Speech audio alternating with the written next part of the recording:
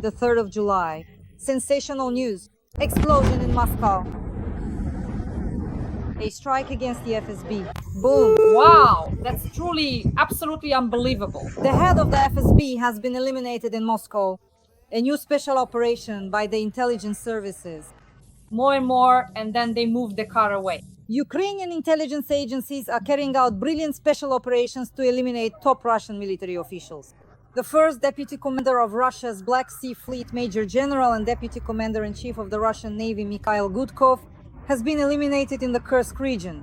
And the SBU has eliminated the former head of the occupation administration of Luhansk. Boom! The special operations of the Ukrainian armed forces continue. Breaking news, friends, the 4th of July sensational news. An FSB officer was blown up in Moscow. I really truly love this amazing thing. Sensational explosions. A car was blown up. Boom. More and more, and then they drove the car away from the scene. They eliminated the first deputy commander of Russia's Black Sea Fleet. This could be a special operation by the SBU and GUR. Let's watch for details. No flagship, no commander. Makes sense. And in the Kursk region, Major General Mikhail Gudkov, the deputy commander-in-chief of the Russian Navy, was also eliminated. A series of special operations by the GUR, SBU, and the armed forces continues. A powerful strike was delivered on an ammunition depot near Donetsk. Massive detonation. Entire defenses are attacking the occupied territories. There is also information that the GUR may have eliminated the Vice Admiral of the Black Sea Fleet. The former head of the occupation administration of Luhansk has been eliminated. This is the work of the SBU. The so-called former mayor of Luhansk was blown up. So, friends, in Moscow, an FSB general was blown up. In the Kursk region, a major general, the deputy commander-in-chief of the Russian Navy, Mikhail Gudkov, was blown up. And the first deputy commander of the Russian Black Sea Fleet was eliminated. This is a series of brilliant special operations by Ukrainian intelligence services. Judgment Night, Judgment Night, Judgment Night, Judgment Night, Judgment Night, Judgment Night. Today, the Lipetsk airfield and factory were visited by friendly Ukrainian drones.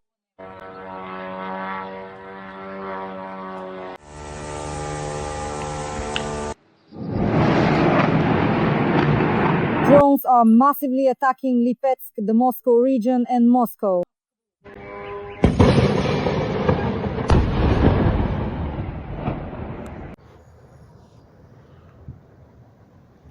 Oh my, oh my, oh my. There's a drone over there somewhere. Look, look, look.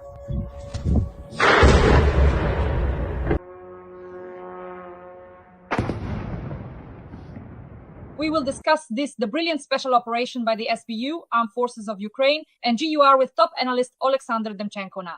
I believe that the 8th Combined Arms Army of the Russian Federation practically no longer exists because the missiles, for those who don't know, if we're talking about Donetsk, flew directly at the targets where the 8th Combined Arms Army of Russia was stationed and quartered. These fools probably thought that Ukraine no longer existed, that Ukraine wouldn't be able to strike with missiles that far. Although what's considered far if Ukraine has already struck, even in Irkutsk. So generals have been eliminated, the top military command has been destroyed, officers, colonels, and so on have been wiped out.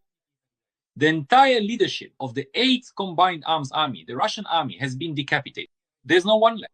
I don't know how much more has to happen on the territory of the Russian Federation before they finally get rid of that drunk General Gerasimov, who is just throwing huge numbers of his own people to their deaths.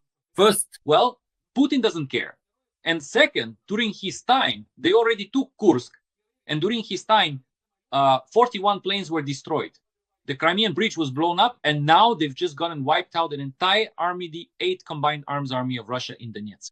They kept saying, all of Luhansk is ours. The whole Luhansk region is ours. They struck the oil refinery in Luhansk region. They hit the railways, the railroad tracks in Donetsk region to keep them from advancing, to stifle the offensive, to choke it off. Missiles flew over Crimea, drones flew over too, and now they don't show anything in the public channels, in the Crimean public channels. Just a few zoikas, some squeals. Oh, they're coming. Oh, what are we going to do? You shouldn't have gone there, and you had no business settling there.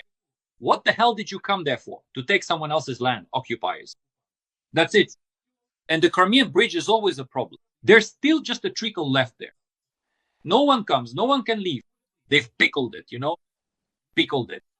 What gets me the most, Dasha, in this whole story is that it's not that I'm surprised Putin hasn't surprised me in a very long time. But for me, let's put it this way. I have an unpleasant feeling, a bad aftertaste, because I understand that Putin is preparing a series of terrorist attacks.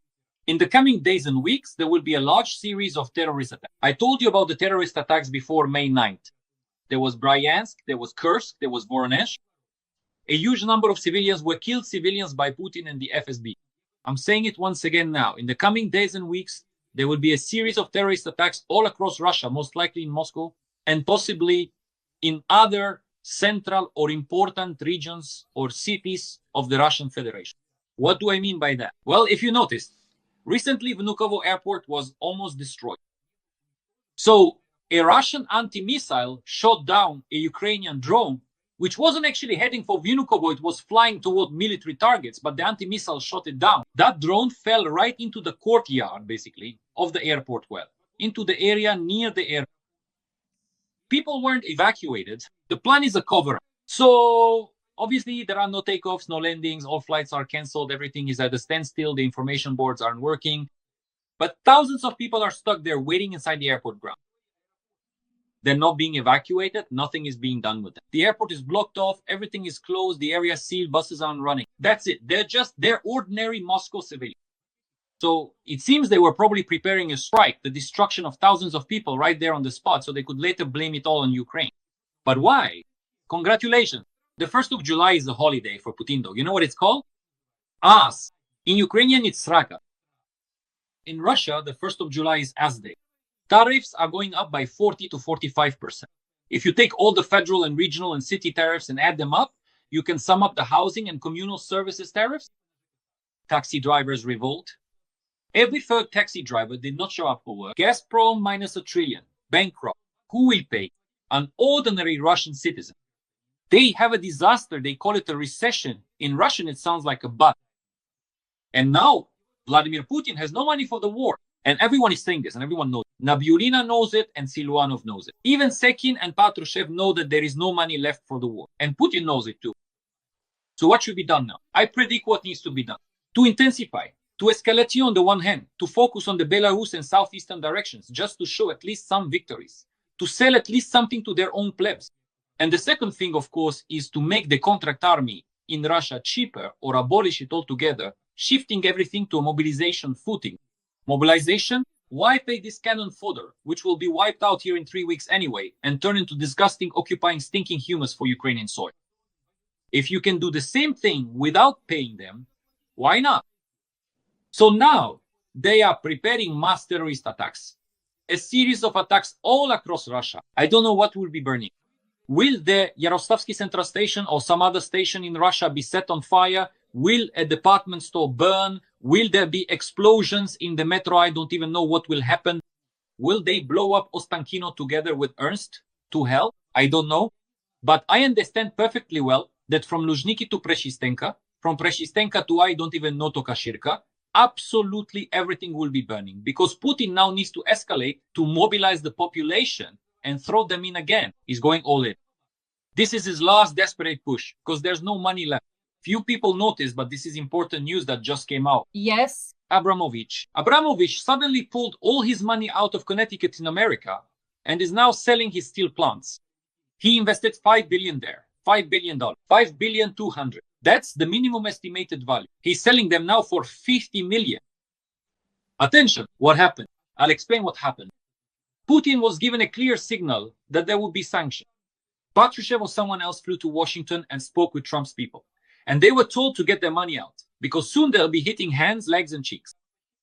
And Putin told his wallet, the one who keeps his money, Abramovich, Roma, get the money out immediately. Immediately. However much you manage to get out, it's yours, take.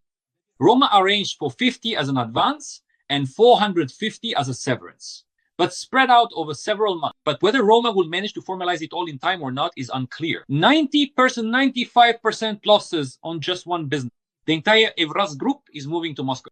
Putin is locking Abramovich up in Russia. Abramovich is finished. Putin's wallet has simply died. That's the important news, Dasha. So Putin has problems both inside Russia and outside of it. And Putin must now escalate and force the issue. So there will be bombings. He is already carrying them out. We have a massive bombing of Ukraine every few days. It sets anti-records. About 500 drones, 60 missiles, and so on and so forth. It happened recently. Today again, Zaporozhye, Odessa. It's unclear what will happen next, but there will be bombings, there will be terrorist attacks, and there will be sabotage. And this is what Putin is going to do now. Vladimir Putin will do this on a massive scale. Just watch. That's my forecast for you. You often ask at the end of the program, what's the forecast? What's the forecast? Terrorist attacks. In the coming days and weeks, terrorist attacks. And everything will be burning.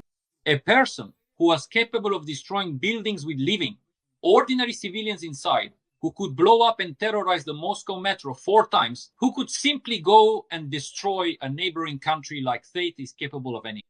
Someone who was ready to destroy a train with civilians in the Bryansk region.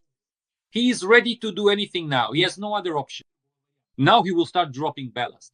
And for him, the ballast is the Russian people. Sasha, you've raised a very important topic. Friends, please like this video. Our format Dasha plus Sasha, Sasha plus Dasha work together every week on my YouTube channel. Thank you for 700,000. We've reached this milestone and we're very grateful to you. Friends, write in the comments what you think about this. Give this video a like and share where you're watching from. I always read where you're watching us from and a few words in support of Ukraine. Sasha Yermak came out and said that the Sapsan is going into production, a ballistic missile. Now, we've seen how missiles have flown towards Crimea. Missiles have flown towards Donetsk and Luhansk. What will happen next? Will missiles fly towards Moscow and St. Petersburg, targeting military facilities? Everything will fly. That's clear, Dasha. I'm concerned about completely different things. That the Sapsan will be launched and the Neptune 2, yes, it will be launched, and other missiles that are currently being developed. What? Do you think only 2 missiles are being developed? There are already different modifications. Hundreds of missiles have long been developed and are being prepared, stockpiled for a strike. Notice how today's situation, the situation from yesterday to today, differs from the previous ones. Let me explain. Not only did drones fly, but missiles flew as well, and missiles were launched en masse. That means they are being stockpiled. That means the British, the French, the Europeans are all supplying them. That means the NATO summit made the right decisions. That means Europe has accepted the challenge, and Europe will strike. And unlike Putin, Europe has the money for this. That's why Putin is whining in Belarus, in Minsk, and claiming that he's going to start rolling things back. I hope you'll just go ahead and cut all defense spending. But the reason is simple. And as I always say, I'm wrapping up here. Putin doesn't have money for the war. The climax is approaching. The finale is near, my friend. But that's not even the main issue. What worries me about this whole process coming to a close? I'm concerned that Putin is definitely planning to take Belarus under his control. That he's going to use Lukashenko, whether Lukashenko wants it or not. Belarus as a staging ground, either for offensive actions against Ukraine, Kyiv, Chernihiv, or for air raids on central Ukraine, Kyiv, Chernihiv, or the north and central, even directly for an attack on the Baltic states. But we've discussed this with you many times. I have another scenario in mind. Do you know which one, Dasha? I think that in the near future, Putin will try to remove Lukashenko. I think that a coup d'etat is coming soon in Belarus, that Putin surely has a plan B. He has a plan B, according to which Lukashenko needs to be removed. All the security has already been bought off. It's all his own agents. His press secretary, Natalia Eismont, is a KGB agent. Everyone knows this perfectly well. Agent S. Everyone knows that his Wolfowitz, the secretary of the Security Council, works for the Kremlin. Everyone knows that his prosecutor general works for the Kremlin. He has only one loyal minister of defense, and Viktor Lukashenko's son, who is constantly saving him and keeps his own paratroopers ready in case they try to remove his father again, like they did a few years ago. And it was Vladimir Putin who wanted to remove him during all those protests in 2020. And Lukashenko knew this perfectly well. He knows everything about it. But there's Gazprom money hidden there. A lot of things were hidden there in 2020. But Dasha, what's important right now? I think that if Vladimir Putin needs Belarus, and Lukashenko is turning now, he's like an eel, he's turning 180 degrees, spinning around, trying to lean toward Trump so that Trump will save him, so that Belarus doesn't become a staging ground, so that nothing and no one comes from Belarus, so he doesn't get dragged into this whole Putin story. Putin is making his last push, but Lukashenko doesn't want to make that last push.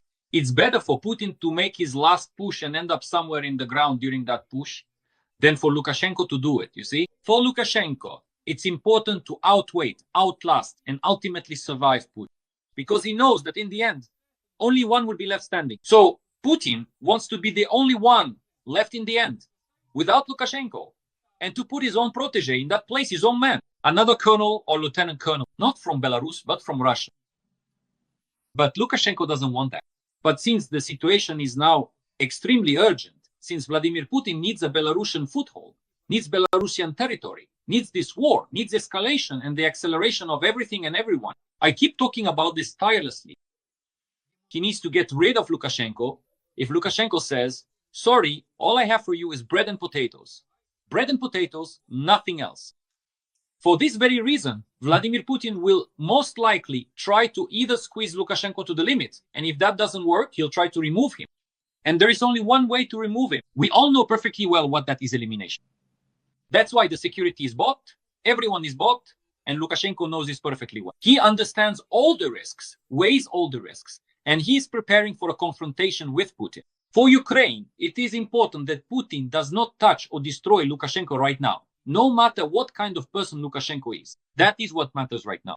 God forbid Putin gains full control over the territory of Belarus. Right now, he does not have full control. He doesn't. No matter how much someone might want to either exaggerate the situation to the extreme or, on the contrary, downplay Lukashenko's influence. Lukashenko does have influence over the territory of Belarus. Lukashenko is holding on to Belarus, and for now, he's maneuvering between Putin and some other uncertain forces. That's why I see this scenario as quite serious. For us, it's a very important challenge.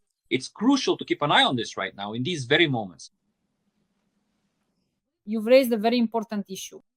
We will definitely talk about Kadyrov and Alaudinov and the ethnic wars on Russian territory, and of course about the conflict between Azerbaijan and Russia. But another topic that really impressed me is Lindsey Graham and Trump's golf game. They played golf, and Trump said that, as I understand it, after the Senate returns from recess, that is, around the 20th of July, they might vote on hellish sanctions against Russia.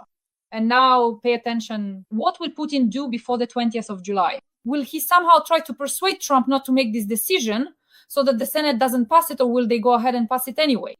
And what will happen to Putin then? Dasha, what will Vladimir Putin do? He'll save the money. He's already doing that. After all, I already told you about Roman Arkadyevich Abramov. They're already moving money out. They're already taking their export money out. What they're still making money on, their main capital and wallet, Dave Ross's group, they're already moving it out of the States. He's already trying to save his offshore accounts, his shell companies, his money. He's already doing it. He handed over the investment portfolio to Kirill Dmitriev so that he would be untouchable, made him a sort of diplomatic figure who could save certain investment projects in the US. Vladimir Putin's money in the States or in Europe or elsewhere. He's already doing it. Those schemes were drawn up a long time ago. What will Vladimir Putin do? He will try once again to muddy the waters. He will try once again to drag things into some kind of negotiation process. He'll start talking about humanitarian exchanges. They're already talking about children. They're already gathering some children there, and so on. All of this is already happening. The question is something else. Why do I say some children? Because it's not for transfer. They're showing children who are currently living in the occupied Donbass, and he tells them the wrong thing. Damn it, do your presses, hands behind your head, just like Nabiulina told the kids. And a few more faces are sitting there laughing at Vladimir Putin's jokes. They're laughing because they know that soon they'll be the ones with their hands behind their heads against the wall, and Putin himself will have them shot to hell. Nabiulina senses that things are going to go bad in Russia and knows that everything will be blamed on her. And she knows that the terrible fate awaits her, that she'll either simply be neutralized, disposed of, or, God forbid, even eliminated in the literal sense of the word. That's why Putin is already getting ready. They'll try to butter up Trump to negotiate with him. Let's talk about the meeting. Well, listen, Trump can't stall any longer. The only thing he's doing, just like with the Iranians, is giving them time to prepare. For example, the Iranians managed to take their missiles and move them somewhere, at least some of them. Now, this guy is just taking nuclear money instead of missiles, stuffing it into suitcases, not nuclear ones, with a button locking the money up in a bank and transporting it to Russia, to Russia, to Russia. He only cares about money and power, nothing else. There's no question of history here, of how he'll go down in history, none of that. All that is for the masses. It's chess for idiots, Dasha. The real question is something else. There's only one question: how to keep power, how to keep the money, how to pass that money on to whoever needs to get it, or ideally not pass it on to anyone at all, and live forever. That's it. There's nothing else. There's nothing else. And there will be sanctions. And the sanctions will be tough. But those sanctions would have been much tougher if Putin hadn't had time to prepare. It's one thing when you've moved your money out and it's not under threat. It's another thing when you no longer have any money. What are you going to do then? Or what if that money gets frozen? We're not talking about $300 billion of Russian gold and foreign currency reserves floating around Europe. He doesn't care about that money. That's Russian people's money, not his. But this is his money. And the main thing is to make sure that money isn't touched. And now, absolutely everything else is being written off. That's what's happening right now. Putin is grabbing money from every possible nook and cranny, just taking it all. The problem is, he has nowhere to go. He can't fly anywhere. He can't hide it anywhere except his bunker. And everyone knows everything about that bunker of the Americans, Putin security, Patrushev, everyone in the world. By the way, you mentioned before that American and European intelligence agencies know about all the bunkers. They completely monitor Putin's movements, and if necessary, they could eliminate him. That's actually a very interesting topic. Of course they can. And of course they know. Moreover, they know what materials the bunkers are made of, exactly which building or castle Vladimir Putin is currently in, which rooms he has, where his underground passages are, and so on. Iranian engineers, like North Korean ones, are different from Russian ones. Do you know how, Dasha? Professionalism. They can actually go and build bunkers properly, construct hangars correctly, and even make underground corridors. North Korean engineers dig underground tunnels that go directly to South Korea. And no one knows about these things, about their existence. But for Putin, everything was built by Russian bungling engineers who stole money, didn't lay anything properly, didn't protect anything properly. And Putin knows perfectly well that his bunker, in terms of safety, is no better than his portable toilet. If it explodes, all the crap will just gush out in every direction and nothing will be left. Yeah, it's terrible. I suddenly thought about how you always say that if Iran flares up, if that happens, then the Middle East will flare up and the Caucasus will flare up too. Just last week or the week before, we were discussing exactly this, and now we're witnessing the following events. Yekaterinburg, the arrest of more than 50 Azerbaijanis, murders. What is happening? I spoke with Kutai Ruslan Mukhamadovic, the president of the Assembly of the Peoples of the Caucasus, and he said that the FSB and the National Guard are behind this. Sasha, what is actually happening right now? Why are certain ethnic and interethnic conflicts starting within Russia itself? Where could this lead? Every voice matters. Join our community, support independent journalism and help us bring you the truth from Ukraine. Become a member of Ukraine Today. Join us now. Well, they're obsessed, right? Now migrants are to blame for everything. The head of the Russian Orthodox Church, Kirill, together with Bestrykin, Putin's buddy, and his classmate from Leningrad, started a mass hysteria. In this mass hysteria, who are the executors? The FSB. And on the ground, it's the cops, it's the police. Well, there is the militia, the executors. That's it. Although maybe it's already the police. Who knows what they're called there in Russia these days? But that's not the point. The point is something else. They came, detained someone, started talking about the Safarov brothers. Them, 50 people in Yekaterinburg, they made them lie face down during yet another operation. But at the same time, they just kidnapped people. A bunch of people are missing. It's just unclear where they are right now. At the same time, they killed two. They killed two people. They killed two people. They just tortured them, beat them, tortured them, and so on. In the basement.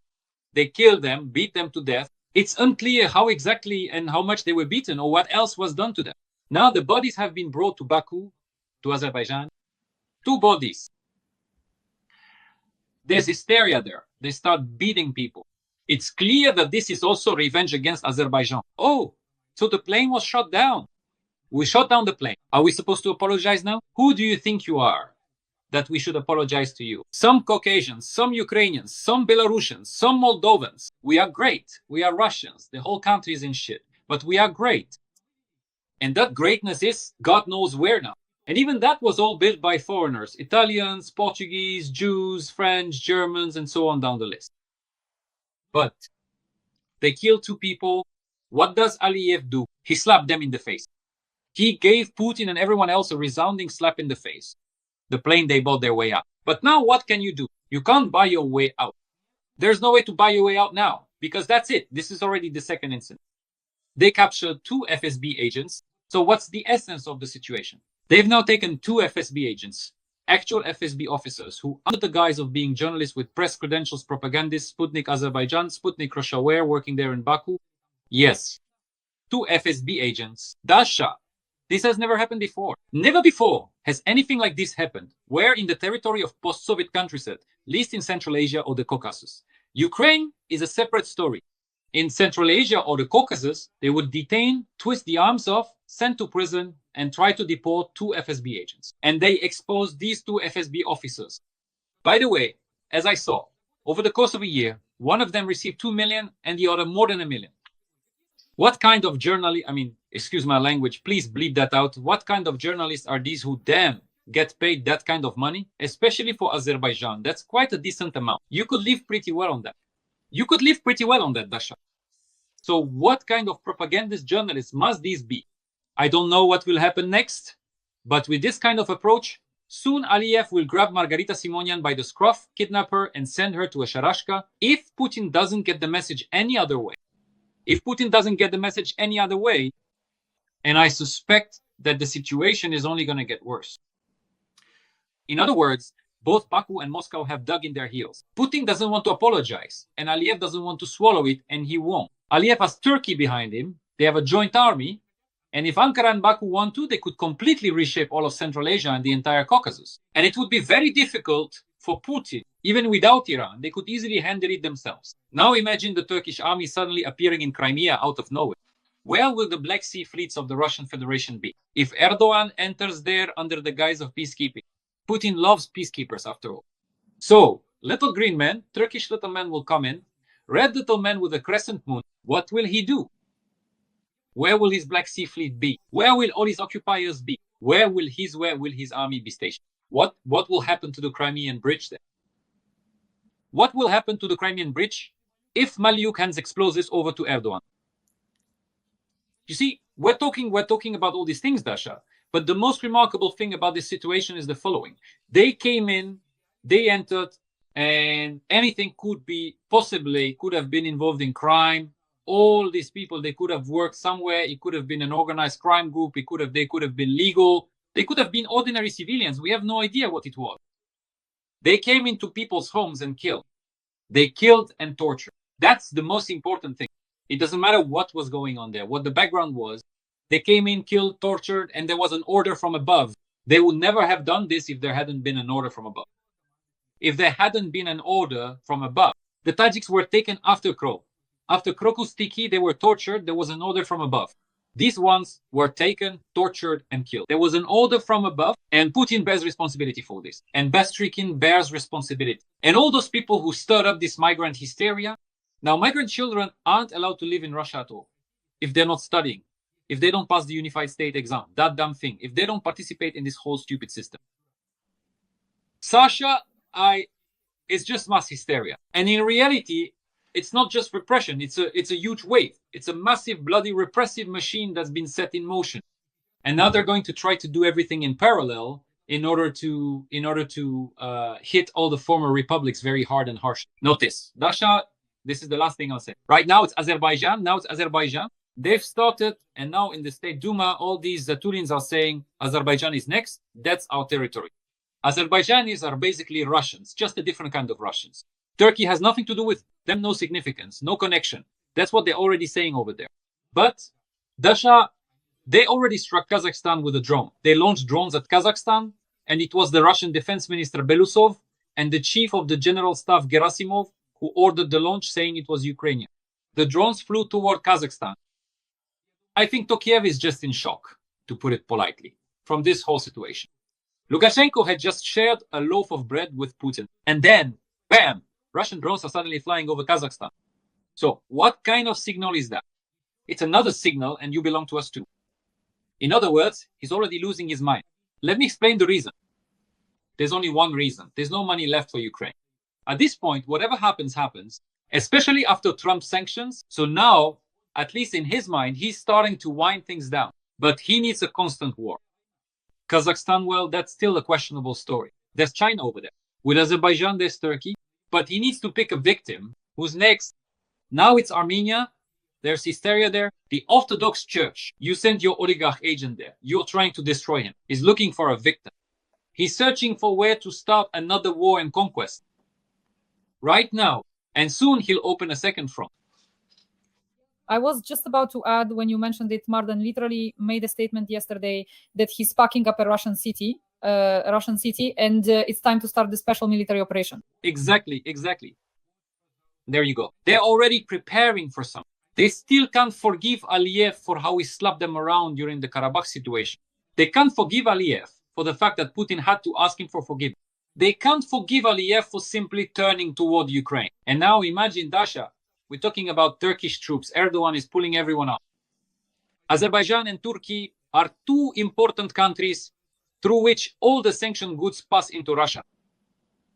Besides China and Iran, these two countries are the most important. Imagine if they were gone, if they blocked all dual-use goods, civilian goods, and so on. What would Putin be left with Putin and his aging, crumbling economy? Where today is already a holiday, the 1st of July, I repeat, a disaster. A red letter day on the calendar, what is he going to do with it? Nothing. In other words, he's in a situation where he escalates, where there's no need to escalate, but he can't stop anymore. In my opinion, that's obvious. Imagine if, on top of everything else, they bomb all of Putin's Oreshnik, all the warehouses with Oreshnik. The Oreshnik warehouses went up in smoke. There's no more Oreshnik left. That's it, a catastrophe. Can you imagine hearing news like that? Now that's a success. Do you remember that? And now there's news that some old man almost beat up Arestovich. They're literally reporting that some old guy almost beat up Arestovich. So against this backdrop, Dasha is reading out news like this. Just listen. In my opinion, this is just surreal at this point. But we live in such a world. We live in a world where, on the one hand, Putin is preparing strikes with Oreshnik and trying to destroy Ukraine. And on the other hand, some patriotic old man is beating up Alexei Arestovich at some market in Spain. This is the kind of world we live in today. Although both pieces of news actually have a lot in common. There's one thing they have in common. You must not lose your humanity in any situation. If you lose your humanity, betray others, you'll get what's coming to you. I have a question, Sesh. How did they let Alexei Arestovich leave Ukraine? That's the main question. I really don't know. I truly don't know at all. I'm interested in another question. I have another main question, Dasha, about Alexei Arestovich. And what money, or is it Russian money, perhaps, that Alexei Arestovich is currently living on? First and foremost. Second, I have a question. Why did the country even need a psychotherapist like that, who sold out to who knows whom, and is now pushing completely Kremlin narratives? And third question, why is his rhetoric now identical to Medinsky's? These are the important questions. Let the law enforcement agencies and authorities of Ukraine answer everything else regarding Alexei Arestovich. Not just Alexei Arestovich, but anyone else like him. And our audience, by the way, can also comment on this. It's a great topic for comments. We just asked together with Sasha 3 questions, right? How did he leave the country? Who allowed him to? And whose money is he living on? And all the other questions Sasha asked. So, dear audience, write in the comments what you think about this. We leave it up to you. Yes, Sasha. You see, what's really striking is that a person who once had such significant political influence and an organization in Ukraine has simply politically died. He is now a political corpse, and he buried himself under the baseboard, you know? Yes. And by the way, we just remembered, I think it was Medinsky who said yesterday, right, that Odessa is a Russian city, if I'm not mistaken. They're starting up this rhetoric about Odessa again. As I understand it, there's already information out there that Putin wants to capture Odessa. Well, that's a completely unrealistic scenario. But what on earth is going on in the heads of these lunatics? Listen, this person wants to capture Odessa. He thinks that if he brings 50,000 or however many of his soldiers, he'll be able to take Sumy. He believes he'll be able to capture all of Ukraine, even though everyone, even the British, are already openly telling him, listen, at this pace, it'll take you 99 or 100 years. You won't live to see it. Just forget about it altogether. Yeah. He has some kind of delusional, wet fantasies. Medinsky echoes him. That's Medinsky's job. Just like Peskov's own lies, and the other, it turns out, echoes something every single day. They all lie. They even lie to themselves. In fact, none of these people matter at all. All the plans are in Putin's head, not on Gerasimov's map. All the dreams and all the goals are in Putin's head, not in Peskov's, Medinsky's, or anyone else's. He has one goal: to get and hold on to power and to grab as much money as possible before the end. That's all there is to it. And the main thing is to stay in power. He looks and thinks, aha, good, the Ayatollah managed to stay in power. Yes, maybe they practically don't have any nuclear weapons left there. Yes, the power there is already shaky. Many from his inner circle have been killed, but he managed to stay in power. The country has become even poorer, and the people are even more outraged inside. And there will be an even bigger explosion in the future. This is perfectly clear and obvious. But he stayed in power, and that's what he wants to stay in power. And he plans to stay in power. This is his most important goal, to outlast all these Patrushevs, Sechin's, Medvedev's, Shoigu's, Abramovich's, Deripasakas, and remain in power.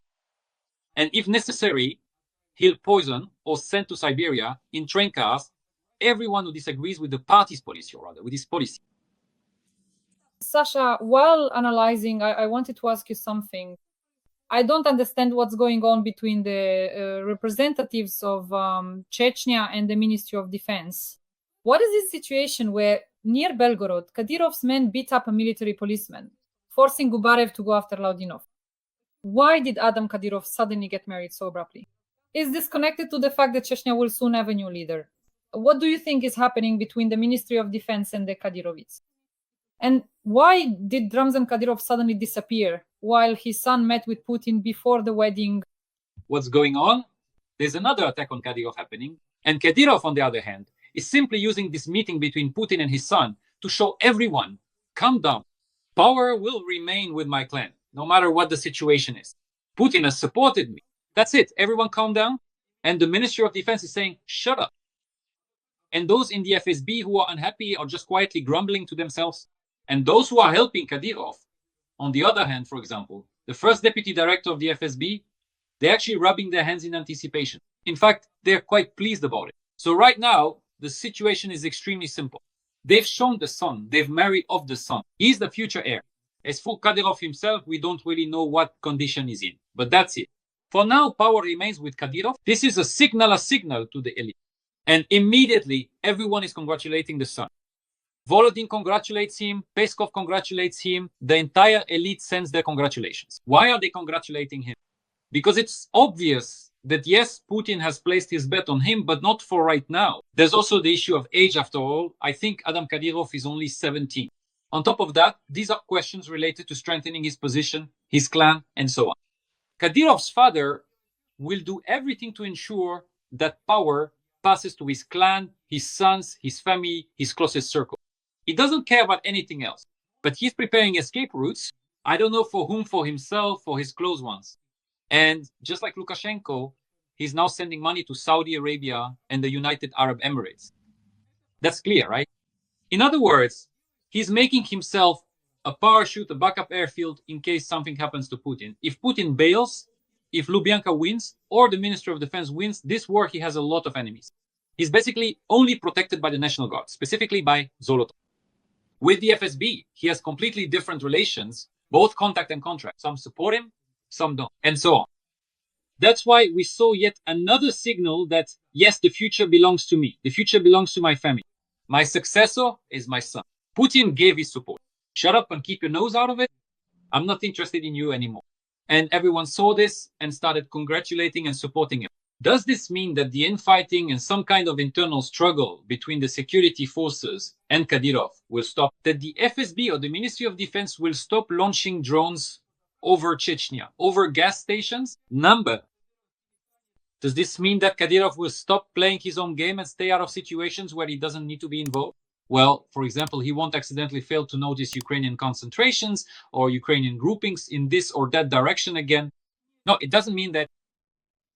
Does this mean that Putin will abandon Kadyrov? No, because Putin needs Kadyrov. Because Kadyrov really is his loyal foot soldier, no matter how you look at it. Does this mean that Putin can break ties with Kadyrov now? Number. And Kadyrov knows this perfectly well and assesses the situation. He evaluates the situation correctly. He has a very good political instinct. That's why right now we are actually seeing Kadyrov's power being consolidated in Chechnya. And we understand that in this struggle, the military, the Ministry of Defense, individual generals, and Bastrikin's investigators have lost for now. And what happens next? Time will tell. Friends, our tandem Dasha plus Sasha. Sasha plus Dasha delights you with new insights every week. Let us know in the comments what you think about this and where you're watching from. We work for an audience all over the world so that people know the truth about Russian aggression and Russia's war against Ukraine. That's why every like, every comment from you is priceless. I read all the comments and leave hearts. Top analyst Oleksandr Demchenko. Dasha, thank you so much and see you soon. Thank you, Dasha. See you next time. Bye.